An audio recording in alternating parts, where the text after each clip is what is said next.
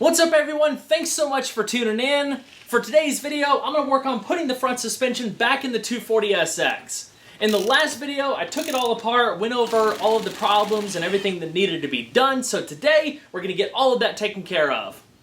I'm basically doing a nut and bolt rebuild using a combination of Nissan genuine parts and high quality aftermarket parts. When I get this car back on the ground, I imagine it's going to drive like a dream. It's going to be a pretty sweet setup. I'm really excited about it.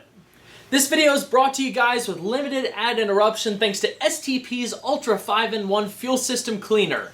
They sent over a couple bottles to try in my daily driver and in the 240 when it's finally back on the ground. I promise the light is at the end of the tunnel. That day is coming very, very soon. So huge thanks to them. I'm going to talk about that more later in the video, but for now, without further ado, let's go ahead and get started. First on the agenda is installing the Nismo power brace. This thing is super cool. And yes, before you ask, I did put the Nismo sticker on the wrong side, so unfortunately I have to get another one and redo that later. No big deal. I talked about this some in the previous video, but the power brace is a one-piece system that's designed to replace the two individual tension rod brackets to stiffen up the front end. In between the brackets, there's a metal bar that's welded in with additional gussets for support, and U-shaped metal plates welded into the bottoms of the brackets themselves. Before moving on to the suspension, I needed to give most everything a thorough cleaning. The subframe and surrounding components were just caked in oil, so that had to come off first. I couldn't get to everything, unfortunately. I'll have to tackle the rest when I pull the engine, but this was a good start. When it came to the lower control arms, I opted just to get new ones from Nissan and save a bit of time. They look really nice and they came with new ball joints and bushings. However, I'm replacing the rubber bushings with poly bushings, and I did the same thing for the rear suspension, but I'll cover that in the next video. I'll tell you what, installing poly bushings is not fun, especially if you have to leave the metal sleeve in there, because the only way to get the rubber out is to heat it up, press it, chip it, whatever you gotta do. It's just a long process. This is another area where it really pays to invest in a bench vise. I love this thing. You can lube up those poly bushings all you want, but it can still be really hard to press it all together without one. It was really important to me to go above and beyond with the suspension rebuild, because with everything apart, I can focus on repainting what needs to be repainted, I can take care of all the general maintenance items, upgrade what can be upgraded, and make everything look as good as possible. So one thing that I'm doing to achieve that goal is replacing all of the original hardware. This is a good idea to do on any old car because metal can corrode, it can weaken, and that's stuff that you do not want on a vital suspension component. Plus, some bolts are designed to be one use, so once you torque it down and take it off again, you're supposed to replace it regardless. It's also handy to have a factory service manual that points all of that stuff out. Here's an example of just how rough some of the hardware can get over the years compared to nice fresh hardware. Reassembly is super straightforward. I went ahead and got the back of the lower control arm secured so I can move around the front and line it up with the spindle.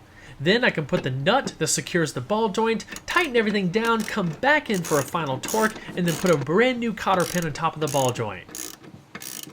One of the more significant upgrades that I'm doing to the car is replacing the majority of suspension components with ones from SPL.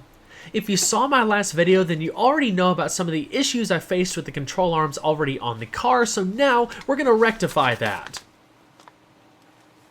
When it comes to your car's suspension, it's all about control and safety, so my recommendation would be to save your money longer and buy some high quality parts the first time around, because I do believe this is an area where you really get what you pay for. The purpose of having adjustable tension rods is so you can have the flexibility of adjusting caster. The aluminum rods themselves are CNC machined and gun drilled for reduced weight. The hardware is a combination of chromoly and titanium, and instead of having rubber bushings on the end, you have these 3-piece Teflon lined FK spherical bearings. They're designed to provide quiet operation, low friction, and smooth articulation, and they also eliminate any play from rubber bushings so you get more responsive steering. The other cool thing is that there's actually 2 holes pre-drilled into the tension rods, so if you wanted to get some of their brake cooling deflectors like I did, it's an easy bolt-on situation. I'll put them on towards the end of the video. For the tie rod assemblies, I'm going for a completely different setup that should prove to be quite beneficial in the long run, using a combination of Nissan Z33 inner tie rods and SPL outer tie rods. I'll talk about why in just a moment. I talked about this some in the last video, but when it comes to removing and installing the inner tie rods, there's a little metal clamp that goes in the very back that you have to bend the tabs on to get a tool in there to unscrew it, and it's a really good idea when you're putting a new tie rod on to just go ahead and replace that clip instead of trying to reuse the old one, because they're still readily available through Nissan and they're not expensive. Once you get the tie rod in place with some Loctite, you can torque it down and then put that metal clamp on and have everything nice and secure. My original tie rod boots were absolutely trashed, so I made sure to pick up a fresh set so everything can stay nice and protected. I greased the inner tie rod a little bit to make sliding on the boot easier, and there's some clamps, metal, and rubber that you have to put on to keep it all secure. The metal one's pretty tricky. Once you get it looped around, you have to get like a small socket extension so you can twist it around and lock it in place, and then just use a small screwdriver to fit the rubber one on the front. The nice thing about having Z33 inner tie rods is that they're actually quite a bit thicker than the ones that originally came on the 240, so they're going to be stronger and more durable, especially if I ever take the car to a track. So a lot of you OG subscribers are probably very familiar with this car. It's my grandpa's 2003 Mercury Grand Marquis, and I've actually been using it as my daily driver for the last year and a half or so. I love this thing, and I have so many memories with it, from taking road trips with my grandparents to actually using it to get my driver's license when I turned 16. Pop is actually going to be 93 this year, and he doesn't drive anymore, so instead of letting the car sit, I decided to buy it from him, put it to good use, and make sure it was well cared for the long term. So the car is 15 years old now, and it just passed 60,000 miles. One thing that's important to me is maintaining the integrity of the fuel system. That being said, STP's Ultra 5-in-1 fuel system cleaner basically deep cleans the entire fuel system and lubricates key engine parts. It's also formulated to help with things like friction, ethanol deposits, and corrosion. STP recommends that you use this at every oil change, or about 4,000 miles. All you have to do is pour the entire bottle into a tank that's about half full, and it can treat up to 35 gallons. It's also compatible with newer direct injection engines, and the bottle itself can be used with capless fuel systems, which is pretty cool. So to learn more and find out where you can pick up some bottles for yourself, check out the link in the description box below. The next thing I had to do was install the new tie rod ends. When I was taking everything apart in the previous video, I counted the number of threads and I measured everything, so when it came to putting all of this back together, I could get the length pretty close to what it was before, but I'm going to still have to get the car aligned when it's all said and done. The SPL tie rod ends are actually pretty cool because they modify the pivot point, so if you have a lowered car like mine, you can use that to counteract bump steer. The kit comes with a handful of spacers of different sizes to make those adjustments, but a good rule of thumb when accounting for bump steer is to make sure that the tie rod assembly is kept in line with the lower control arm. You've probably also noticed that these don't use ball joints, but the same Teflon-lined FK bearings as the tension rods, which in this case on a lowered car serve to prevent binding. Now that the tie rods are in place, I can go ahead and start putting some stuff back together. First things first, the caliper adapter bracket for the big brake system.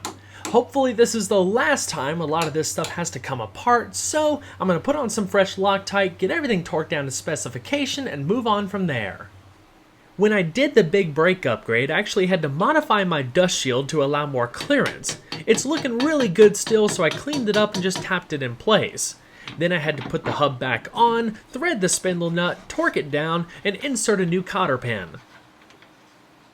I decided not to go aftermarket for the sway bar and end links because at this time I didn't really see a reason in doing so. I could just upgrade everything that I already have, get a little bit of stiffness without having to spend too much money.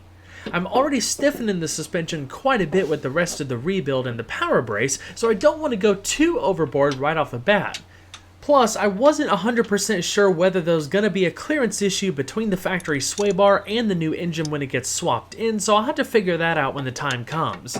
So for now, I had the sway bar powder coated so it looks nice and fresh, and I replaced the original rubber bushings with poly bushings. I also rebuilt the end links from scratch using a combination of Nissan genuine parts and poly bushings. One thing that needed major attention was the factory plastic undertray. I talked about this in the previous video. Basically, it protects the underside of the engine from dirt, debris, water, and things like that, but this thing, being so old, was in terrible shape, a lot of rips in the plastic, broken tabs, and it was covered in oil. So I found this aluminum replacement undertray from a company called Phase 2 Motor Trend.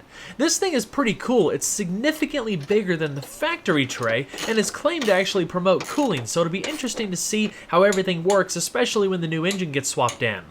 It's a pretty simple setup. There's just a bunch of brackets and screws that you have to put in place. 2 of the brackets go at the front of the power brace, the other 2 go up in the subframe. For the next step, I found it easy enough just to prop the undertray on my knees while I temporarily threaded in some of the screws. Then I could go back while the tray is held up on its own and tighten everything down more precisely. I forgot to get a clip of this, but I also put some closed cell foam in between the undertray and the subframe just to prevent metal on metal contact. After everything was tightened down, all I had to do is take off the protective coating and voila, it looks awesome.